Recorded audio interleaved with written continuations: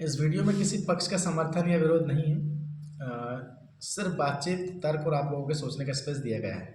तो नमस्कार दोस्तों, मेरा नाम राहुल नायक है और हमें हाल ही में एक चर्चित डिबेट जो लल्लन टॉप चैनल पर देखने को मिली है, जिसमें प्रसिद्ध मशहूर लेखक और गीतकार जावेद अख्तर साहब और एक इस्लामिक स्कॉलर मुफ्ती साहब आमने सामने थे। ये बातचीत धर्म, समाज, परंपरा और आधुनिक सोच जैसे मुद्दों के इर्द गिर्द घूमती है। इस वीडियो में हम किसी का पक्ष नहीं लेंगे, बल्कि ये समझने की कोशिश करेंगे कि दोनों तरफ के तर्क क्या थे। ये डिबेट हमें क्या सोचने पर मजबूर करती है। ये चर्चा ऐसे समय में हुई जब समाज में धर्म, व्यक्तिगत आज़ादी को लेकर सवाल बढ़ रहे हैं। परंपरा और आधुनिकता के बीच टकराव अक्सर दिखाई देता है। इसी संदर्भ में बातचीत काफ़ी ध्यान खींचने वाली रही। जावेद अख्तर साहब ने बातचीत के दौरान कई सवाल उठाए कि धर्म की व्याख्या समय के साथ बदलनी चाहिए या नहीं। व्यक्तिगत स्वतंत्रता तर्क को जरूरी बताया उन्होंने। यह भी कहा कि किसी भी विचारधारा पर प्रश्न पूछना गलत नहीं होना चाहिए। उनका दृष्टिकोण ज़्यादातर सामाजिक और मानव केंद्रित दिखाई देता है। मुफ्ती साहब की ओर से अगर देखा जाए तो धर्म को उन्होंने ईश्वरीय मार्गदर्शन के रूप में देखा। ये कहा गया कि धार्मिक नियमों की अपनी सीमाएं और परंपराएं होती हैं। समाज के स्थिरता के लिए धार्मिक ढांचे को जरूरी माना गया है। उनका पक्ष ज़्यादातर परंपरा और धार्मिक अनुशासन पर आधारित था।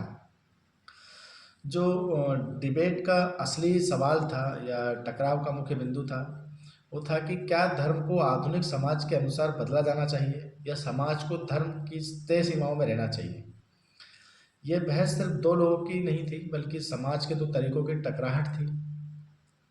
दर्शकों की प्रतिक्रिया पर इस पर जो थी वो ये थी कि कुछ लोग जावेद अख्तर साहब की खुली सोच से सहमत दिखे, वहीं कुछ लोग मुफ्ती साहब की बातों को धर्म की रक्षा के रूप में देखा उन्होंने। सोशल मीडिया पे ये जो डिबेट है काफ़ी चर्चा में है।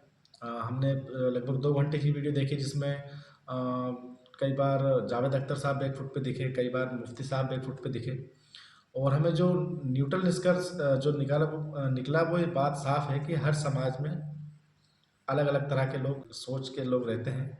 हमें सवाल पूछना भी ज़रूरी है और लोगों की आस्था का सम्मान भी करना उतना ही ज़रूरी है। समाधान शायद एक छोर पर नहीं, बल्कि संवाद और समझदारी के बीच कहीं है।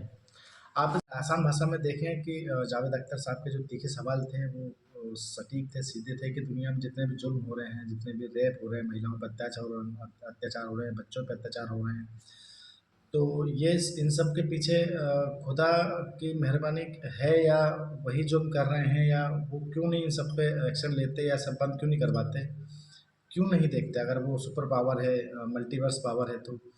वहीं अगर मुफ्ती साहब का जवाब इसमें देखें तो उनका कहना था कि उन्होंने फ्री विल दी है लोगों को, उसका ये गलत इस्तेमाल कर रहे हैं तो लोगों पे जुल्म हो रहा है।